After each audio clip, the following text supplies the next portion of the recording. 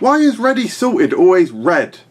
Why is salt and vinegar always blue, apart from when it's very occasionally green? All of these questions I'm going to answer, and we're going to fix that. We're going to make crisps the right colour.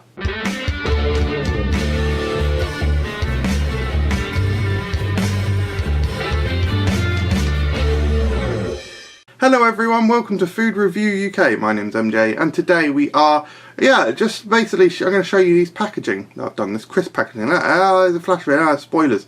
Don't look at them. Let me guide you through what I've done. Yeah, basically I had this thought, guys, it just sort of irritated me. The original, aka Reddy salted, is usually like always red, like McCoy's, Walker's, Pringles, and like so on and so forth with all these flavours. Most of the flavours don't make sense.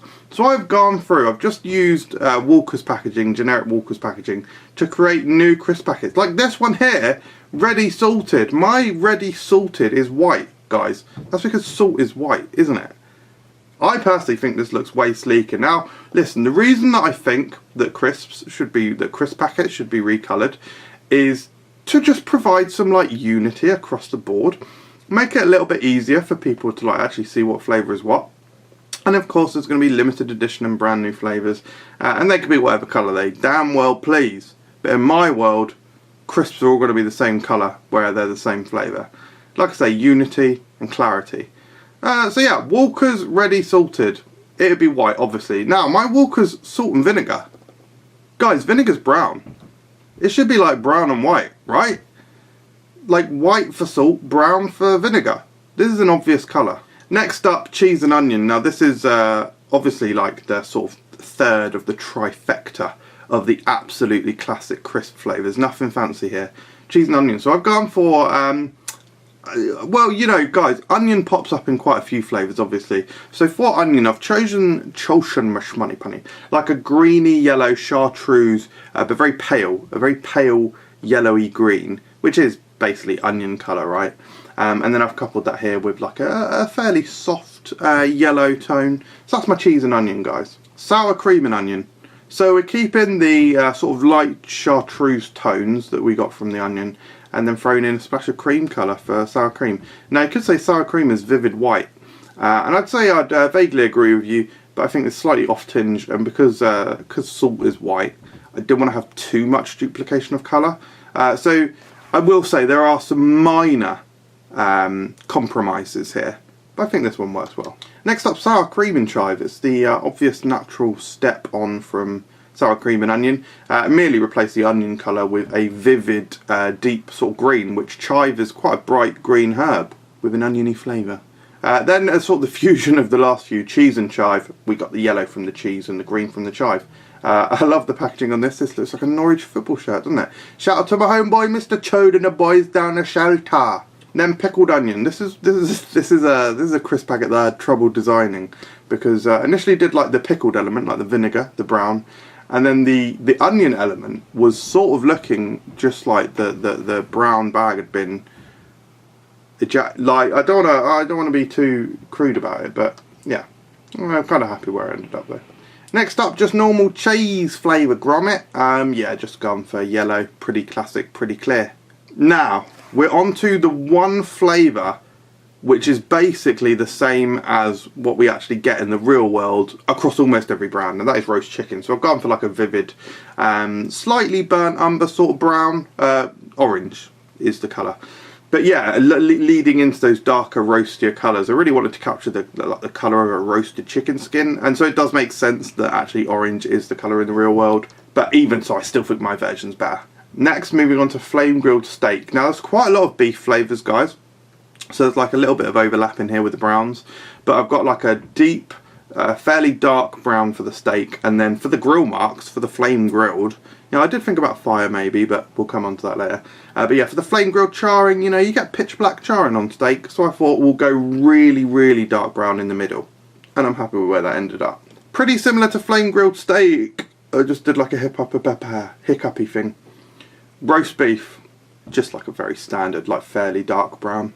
Now moving on to smoky bacon. This is I think a fairly big change from some of the smoky bacons you see. Sometimes you do see like dark vivid magentas, sometimes you do see browns for smoky bacon, or deep maroons. Here I wanted to capture the bacon colour itself, so I've gone for like a hammy sort of pink, quite a desaturated pink, and then for the smoke, of like wisps of smoke, I've got like light grey and then like a medium grey in the centre. I'm actually pretty happy how that turned out. Then ham, straight up ham colours, some pinks and some different shades of pinks thrown in there as well, just for a bit of splash of nice things. Then barbecue pork ribs. So this is carrying forward those sort of ham and pork / bacon colours. So some mid-tones of pink, and then bringing in the barbecue essence here. So I thought I'd go down like the barbecue saucy route. So like a deep, rich, reddy brown colour. And of course that naturally leads on to just plain barbecue, which again leans into those dark reddy brown colours and is a little bit like almost pearlescent in this packet, just to give it some extra definition from some of those beef flavours. Then prawn cocktail. Get me prawn cocktail, Seamus. Don't know what any of that was. Probably vaguely racist. So yeah, prawn cocktail. Normally prawn cocktail we see it and it is pink, like bright neon pink. And I don't actually think that's too bad. However, I think we can do better, guys. I think, yeah, just go for the colour of cooked prawns, which is this beautiful sort of, it's like a very light orangey pink. I actually think this looks beautiful. It's got some just additional layering with the colour on the top and bottom as well. There's some subtle differences here. And this is actually probably one of my favourite packets that I designed. Next up, lamb and mint. It's not the most common of flavour, I'll give you that. But for here I've gone for like a slightly earthier brown than some of the beef ones. And of course the stark difference between those beef ones that we had earlier is the big splash of green here, which I think works really well. And to be fair, this is typically the colour that lamb and mint flavour crisps is here anyway. Now, paprika. I wanted to go for a really deep, vivid cockliquor. So cockliquor being halfway between red and orange. Yeah, you open your spice drawer, or if you've got a spice cupboard, open your spice cupboard, crack open that smoked pazzy, and guys, honestly, you'll be seeing the most vivid, bright, luscious tones you'll ever see in a kitchen, really. Sweet chilli. We're moving on to some fairly hard ones here. Now, chilies are a red fruit or / vegetable. So yeah, for here I've gone for quite a vivid red, almost like a slight splash of magenta, leaning that way anyway, but just some different tones in there as well, because the next one is Thai sweet chili. Now this had to think out of the box for this one. A chili is a chili. Visually, a Thai chili does not look particularly different than a standard chili. Really the main difference I think has actually got quite a longer sort of green stalk, but I didn't really want to go down the adding green in route. Definitely could have done, don't get me wrong, but I thought instead we've already got some of the colours of the Thai flag here with the white in the Walker's logo and the red of the actual sweet chilli. Let's just throw in some blue and then emphasise that white, so I gave the Walker's logo a little glow here. And then we've got the colours of the Thai flag. So yeah, a different weird one, but I like it. Salt and black pepper. This one's obvious. Salt is white, pepper's black. Boom. Done.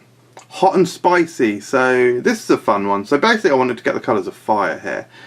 So I've got almost like a singed black exterior, moving into a deep rich red, and then orange, yellow, and then white into the centre, with some more black sort of tones on the text work there as well. Yeah, pretty happy with this one, to be honest. It looks quite intimidating with the singe marks, and yeah, I just think it's cool. Worcestershire sauce. Guys, when we're talking Worcestershire sauce, Worcestershire. When we're talking Worcestershire sauce, there's only one name, right? Liam Perrins, isn't it? Just copy the Liam Perrins bottom. Bottom. Brilliant. I just said bottom instead of bowl. Can't. What is a sentence? Fact. What is the sentence? Fact. Just copy Liam Perrins, yeah? I've got like dark, vivid dark brown. The darkest brown you could conceive, right? That's Worcestershire sauce. And then we've got a bright orange label. Done. Ketchup. Not the most common flavour, and this one was a real struggle as well, because what do you do for ketchup, i.e. tomato, in a world of sweet chilli? And so basically I leaned slightly more into the pinky tones of red. So you see that coming through, and then I just put a splash of white in the middle as well, almost to convey like a label. So this gives this emphasis. This tells us, oh, this is like a sauce. Yeah, there's a bad explanation, but yeah, basically, guys, the white corresponds to a label, and that's why it's ketchup. It's a hard one. Did I get it wrong? Let me know in the comments below. Penultimate flavour here, jalapeno. Actually, I forgot the accent on the E there. Yeah, apologies to any sort of Mexicans watching that might be offended with the lack of squiggle.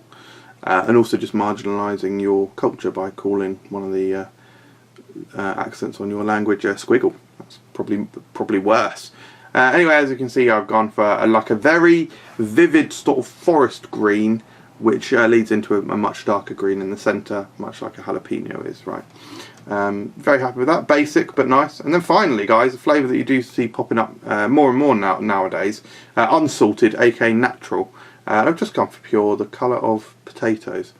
So looking at all of them, this is a very nice family of flavours. I think there's a great colour base. It covers most colours here. The only one that isn't sort of like properly represented is blue. Obviously, as we discussed, it's a little bit featured in Thai sweet chili. But I think if they did like limited editions of flavours, maybe throw a bit of blue on there, a bit of azure as a border to say like, oh, there's a limited edition, and then go wild with the colours in the middle. Anyway, guys, I'm basically talking like a fantasy world. Do you think that I've got these colours right?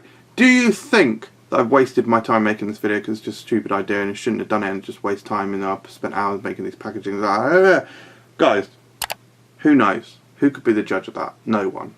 / everyone. Let me know in the comments below if you agree, disagree. Would it be a good idea? Would it just make it easier for consumers to actually make their retail-based choices and decisions?